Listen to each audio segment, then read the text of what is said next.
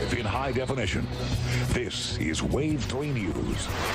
And a good morning to you. It's 5 o'clock. I'm Scott Adkins, and this is Wave 3 News Weekend Sunrise. So good to see you. As you wake up, a little wet outside. Storms overnight and early this morning, bringing in meteorologist Ryan Hoke here as we comb through new data. A possibility of severe weather later on this afternoon. Any chance of that mid-morning?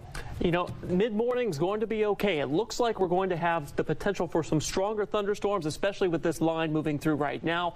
But this is one of those days where you want to watch the weather carefully, have a way to get alerted, because this afternoon and this evening, that's our main focus at this point. Let's get you through this morning first. You have a line of thunderstorms pretty much just north of the Ohio River at this point, containing quite a bit of lightning with it, and of course some of those gusty winds and heavy rainfall. We're not seeing any severe weather at this time with this batch of rainfall currently moving through the area. But if you're living in parts of Jefferson County, Indiana, maybe Madison on down toward Charlestown there and Floyd and Clark counties, even down here in the downtown Louisville area, seeing some lightning, hearing some thunder at this point. And of course the rain not falling in earnest yet, but certainly it will be on its way as this continues to move east-southeastward. And if we zoom to our west over toward Harrison County, Perry County on toward Du Bois and Orange County, seeing some heavy rainfall at this point, but really nothing out of the ordinary at this point. It's going to be loud and it's going to look scary, but it's not certainly going to be causing any major problems just yet. Now here's this line of thunderstorms that extends all the way down toward Poplar Bluff, Missouri.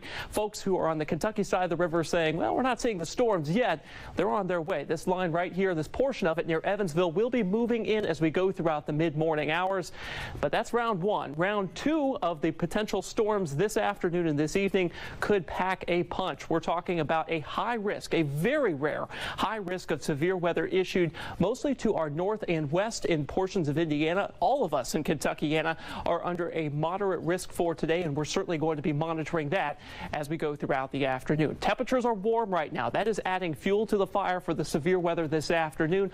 Still in the 60s at this hour, 63 in Austin, 63 in Hardinsburg, and of course 62 here in the metro Louisville area, where we have been seeing some lightning strikes on our tower cam here this morning. We'll talk more about the severe weather chances and the timing of those thunderstorms this afternoon and evening coming up in just a little bit, Scott. It's 5:03 and a Wave 3 News update now on the triple shooting in Meade County. A mother, son, and live-in boyfriend are dead. Kentucky State Police confirm it's a double murder-suicide. It happened in a Brandenburg home Friday morning. Troopers believe Warren Earl Tripp shot and killed his girlfriend, Ellen Kane, and her 13-year-old son, Tucker. KSP say Tripp then killed himself. Law enforcement discovered the bodies around 8 o'clock Friday morning at a home on Otterview Court. Autopsy results have not been released. New on Sunrise, two people hanging off the back of a semi-truck. It's not on a movie set, but on a Kentucky roadway. YouTube video of a different incident shows what almost happened early Friday morning. Two people hanging on the back of a semi-truck as it barreled down the highway. An off-duty police officer saw what was going on. He stopped the truck at an intersection just 1 block before the truck would have merged on I-64 in Lexington. It was Monty Peterson's truck. He says he can't imagine why anyone would do this. It's going to be a fatality on the highway. They'd just be roadkill. They'd look worse than a deer. The truck driver decided not to press any charges. Kentucky senators and their staffers will undergo sexual harassment training before the start of next year's session. It is not optional. It'll be held along with ethics training, which is already required. This is happening after sexual harassment complaints surfaced against former state rep John Arnold earlier this year. Arnold eventually resigned following those allegations. All right, well, it is a seasonal mess, leaving homeowners with few options: bag it or compost it. And now Metro Council may ban plastic bags of leaves and yard waste left at the curb for pickup throughout Jefferson County.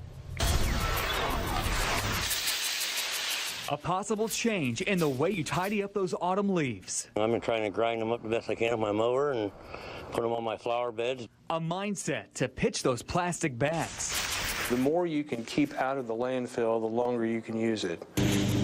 If some on Metro Council have it their way, it'd be illegal to leave bags of leaves for pickup. And there is an effort underway right now to again reintroduce a yard waste ordinance, which would, ban plastic bags. A progression to save money and reduce landfills as Louisville becomes greener. People will put their yard waste in a plastic bag. Well, in order to use the yard waste in order for composting, somebody has to take all that stuff out of the plastic bag, and discard the plastic bags. Right now, yard waste is picked up separately from everyday garbage in the urban service district. It's collected on the same day as your recycling. If you live in unincorporated areas, that varies. A new ordinance would mean leaves or brush would have to be in a container that could be emptied or in biodegradable bags. It saves money in the long run. I mean, the more you can keep out of the landfill, the longer you can use it.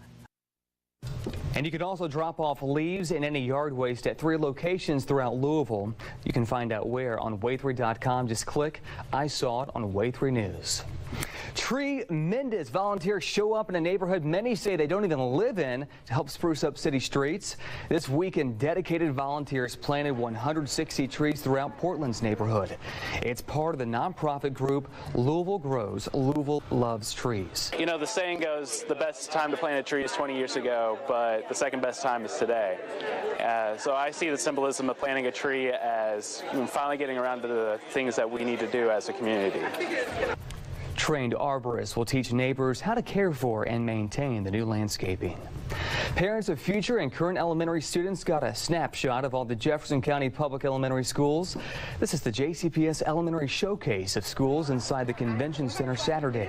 It allows parents to see what schools offer.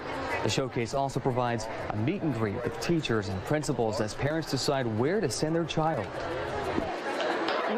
Which school would fit them, and to get to know the people and see them and talk to them and get to know the school philosophy. It helps a lot in one place. The application period for JCPS elementary schools begins Monday and runs through January 10th. And in just a few on Way3 News, he stops traffic in downtown Louisville. He may be slow, but he keeps one man going. We're tracking storms across Kentuckiana this morning and the potential for a severe weather outbreak this afternoon and evening. Come back, we'll have the latest on this in just